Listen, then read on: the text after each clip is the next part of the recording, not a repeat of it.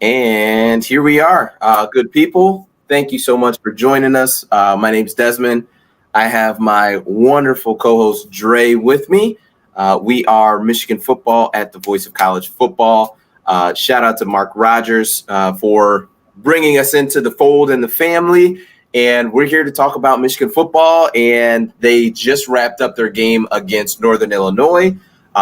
Huge win, 63-10.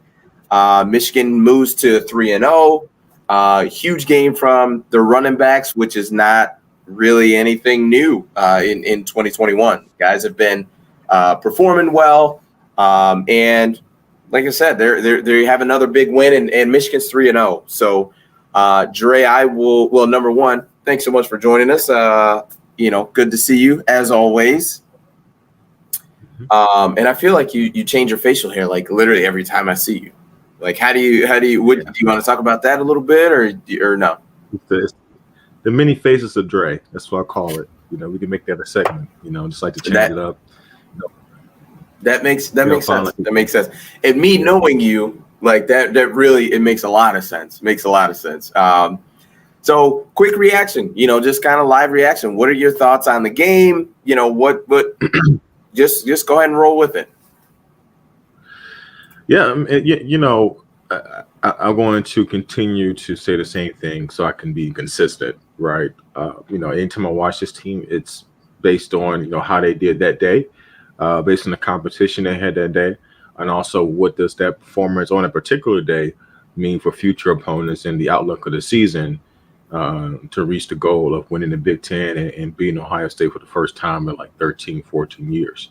Now, that being said, today was the type of day in which there's just not much. I'll never say anything. We've never said anything negative. It was always about, okay, what are some questions? What are some things? This team has been playing so well these first few games of the season. What are the things we're not seeing that can keep them from that goal of winning the Big Ten or beating Ohio State down the line?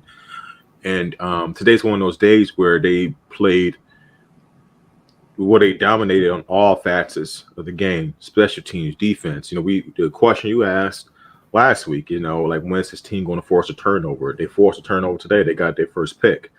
They continue to run the ball at an incredible clip. I mean, as a team, they averaged 7.8 yards a carry, right? You got Blake Corum, 9.6, Donovan Edwards, a true freshman, 10.8, Hassan Haskins, 6.2. And so yes, NIU, but it's the third week in a row in which this team has over 300 yards rushing, and they are totally dominating the line of scrimmage, and that speaks to execution, that speaks to talent, but also more importantly, that speaks to a mentality. You think about the best, rushing teams. It's not always about the running back.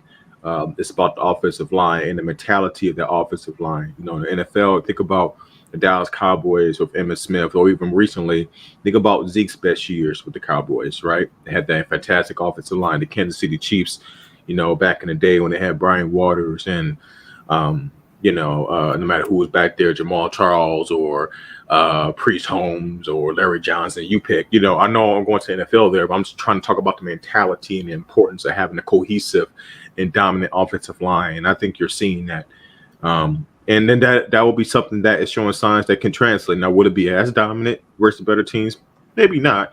But even if they're a couple steps back, even if they average, half the yards, they're averaging, 150 to 170 yards a game. That's still really, really, really good. And I thought offensively, we saw something today that we haven't seen.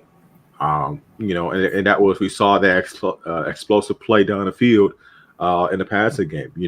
Cade, hits Cornelius Johnson for an 87-yard pass down the field. You know what I'm saying? And that's really important. And it was a fantastic throw.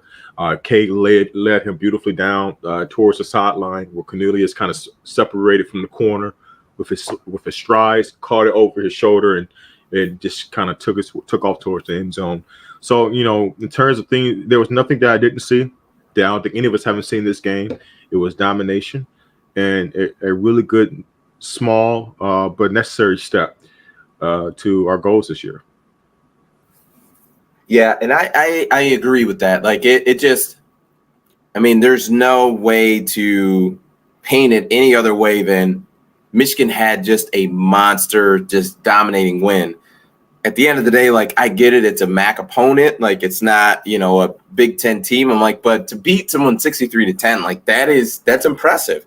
If you switch the labels and it was, Ohio State that beat NIU 63-10, you would look at it like, man, that's like I get it, right? They're the better team, but that's still an impressive win. So definitely going to give Michigan the, give them kudos, like it dominating win.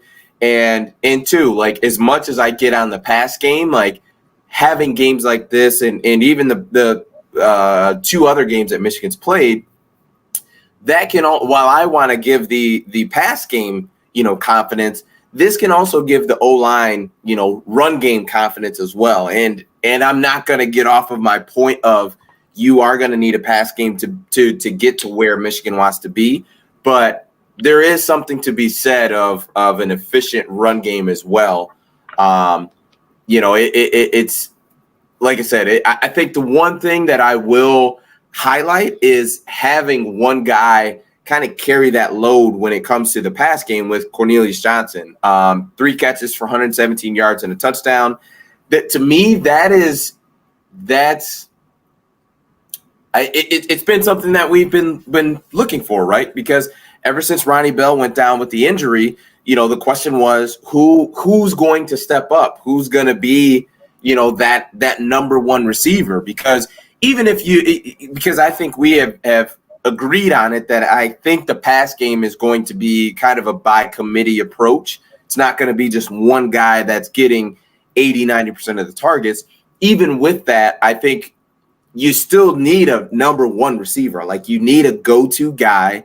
You need someone that, it's 3rd and 10, the game is on the line. We're down 4, and we got to have it. Like you need to have one guy that you feel good about going to in the pass game. And I think with, today and hopefully moving forward that guy might be Cornelius Johnson. So we will see what happens. Like I said, we had a conversation with, with you, myself, and Mark of passing attempts, what we would like to see, what we think we'll see.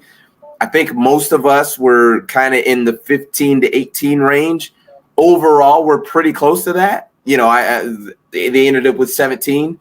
So it's like, with both quarterbacks like that, we're pretty close to it. So it is what it is. Like I said, I think I'm reserved to the point of, like, I understand what Michigan's going to do. They're going to run the football, especially when they have a team that they can move off of the ball. They're gonna run the ball, and that it just is what it is. Obviously, like I've hammered it home enough. I'm not going to change Jim Harbaugh's philosophy and just how they operate and do things.